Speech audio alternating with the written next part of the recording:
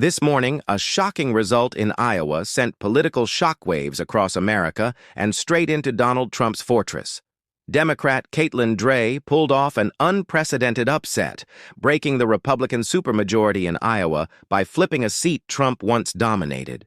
Just 4 years ago, Trump carried this district by 11 points. Today, Democrats won it by 10. That is a 21-point swing. And for a district once considered unshakable, this was not just a defeat. For Republicans, this was a collapse of their aura of invincibility. For Democrats, it was a game-changing victory that signals momentum may finally be shifting. The result is more than a local upset. Political analysts are calling it the first real test of Trump's grip on the GOP since his return to the spotlight. And the numbers tell a story that is impossible to ignore. Trump's movement looks weaker, fractured, and suddenly vulnerable in places once thought untouchable. Caitlyn Dre's campaign strategy was not flashy. It was relentless. Her team knocked on 17,000 doors and made 30,000 phone calls. She spoke to voters directly, in English and Spanish, about everyday concerns like housing affordability, child care, and health care. This was not a culture war campaign. It was about practical issues. And voters responded. Dre's background mattered. As a mother and founder of Moms for Iowa, she connected with working families tired of endless battles over ideology. Her message was rooted in lived experience. That authenticity cut through. The grassroots ground game flipped a red seat blue, and in doing so, Democrats secured a rare but powerful glimpse of hope. When Dre said, "We need to reach people where they are," and we did exactly that.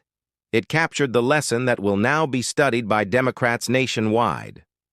The Iowa result is not an isolated accident. It is part of a broader trend showing Democratic momentum building across the map. For Republicans, the defeat comes at a cost beyond one district. Losing this seat means losing their supermajority in the Iowa legislature. Overnight, Democrats suddenly matter again in a statehouse where Republicans once steamrolled every vote. They can no longer override vetoes without resistance. The power dynamic has shifted in a dramatic way. That's why this Iowa upset is not just local news. It's a national story with consequences stretching well beyond Des Moines. Because if Trump cannot hold Iowa, the question is obvious. Where can he hold?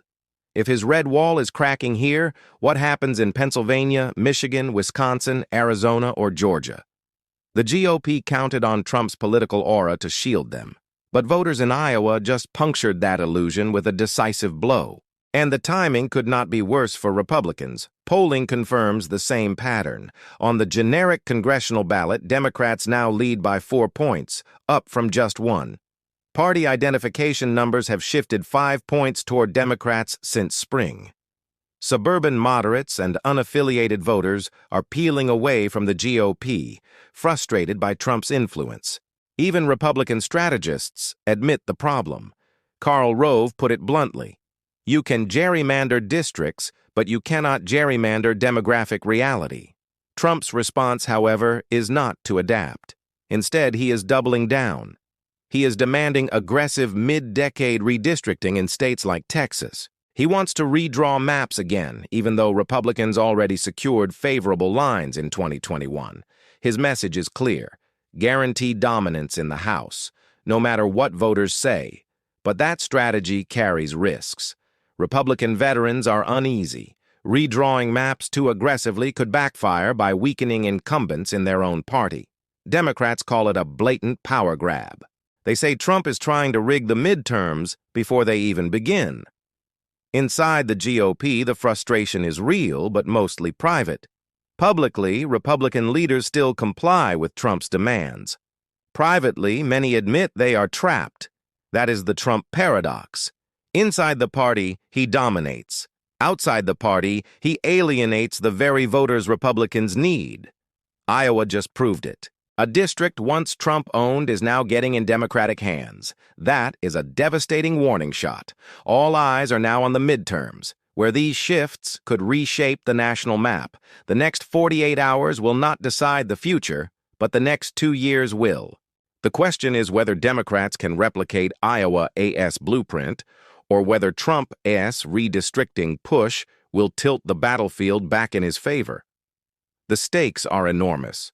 For Democrats, Iowa showed the path forward. Focus on affordability, childcare, and healthcare, and speak directly to voters in their own communities. For Republicans, the choice is stark.